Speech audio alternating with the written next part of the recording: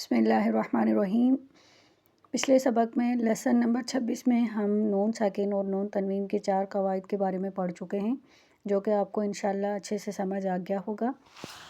آج ہم پڑھیں گے لیسن نمبر 27 میم ساکن کے قواعد کے بارے میں۔ میم ساکن کے 3 قواعد ہیں: اخفا، ادغام اور اظہار، اور نون ساکن اور نون تنوین کی 4 قواعد تھے: اخفا، ادغام، اظہار اور اقلاب۔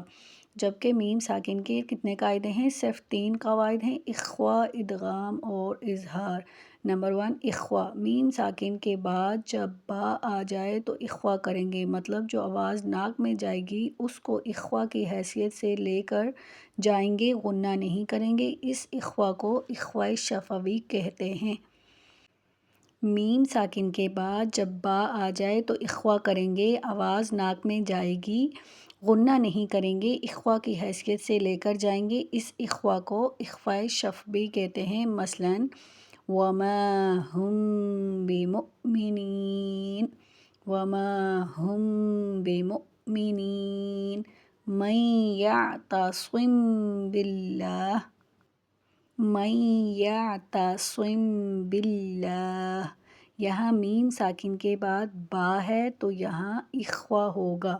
وَمَا هُم بِمُؤْمِنِينَ، مَن يَعْتَصِم بِاللَّهِ، مَن يَعْتَصِم بِاللَّهِ، وَمَا هُم بِمُؤْمِنِينَ، مَن يَعْتَصِم بِاللَّهِ۔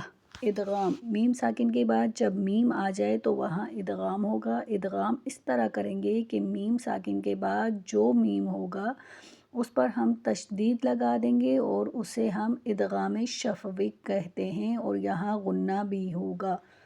کیا ہے؟ میم ساکن کے بعد جو میم ہوگا اس پر ہم تشدید لگا دیں گے، اسے ہم ادغام شفوی بھی کہیں گے۔ مثلاً الیکم مرسلون، مرسلون، الیکم مرسلون۔ اس مثال میں پہلے میم کو پڑھتے ہوئے دوسرے میم پر شد لگا کر پہلے میم کے ساتھ پڑھیں گے۔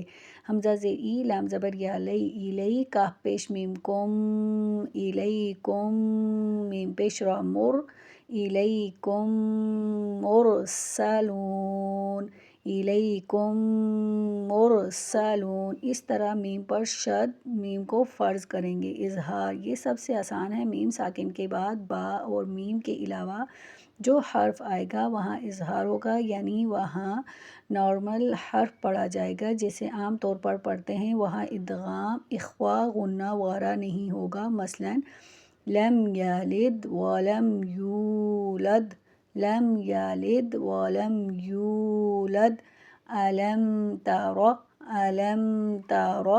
یہاں میم ساکن کے بعد نون، میم ساکن کے بعد نہ با ہے اور نہ میم ہے، اس لیے یہاں پر اظہار ہوگا، یعنی حرف نارمل کر کے پڑھیں گے۔ یہ بات آپ نے اچھے سے ذہن نشین کرنی ہے کہ میم ساکن کے بعد با یا میم ہوگا تو وہاں اظہار نہیں ہوگا۔ جہاں پر با اور میم کے علاوہ باقی جتنے حروف تہجی ہیں ان میں سے جو حرف آئے گا وہاں پر اظہار ہوگا۔ یہاں پر بات میم ساکن کی ہو رہی ہے۔ نون ساکن اور نون تنوین کے قواعد ہم ڈیٹیل سے پڑھ چکے ہیں، وہ آپ لیسن نمبر 26 میں اچھے سے دوبارہ سے دیکھ سکتے ہیں۔ آج ہم نے میم ساکن کے قواعد کے بارے میں پڑھا، جو کہ آپ کو انشاءاللہ اچھے سے سمجھ آ گیا ہوگا۔ یہاں تک ہم لیسن نمبر 27 تک ہم ڈیٹیل سے پڑھ چکے ہیں۔ نون ساکن نون تنوین کے قواعد، مد لازم کے بارے میں پڑھ چکے ہیں، مخارج کے بارے میں، جو کہ آپ کو انشاءاللہ اچھے سے سمجھ آ گیا ہوگا۔ کل ہم نئے لیسن کے ساتھ پڑھیں گے انشاءاللہ۔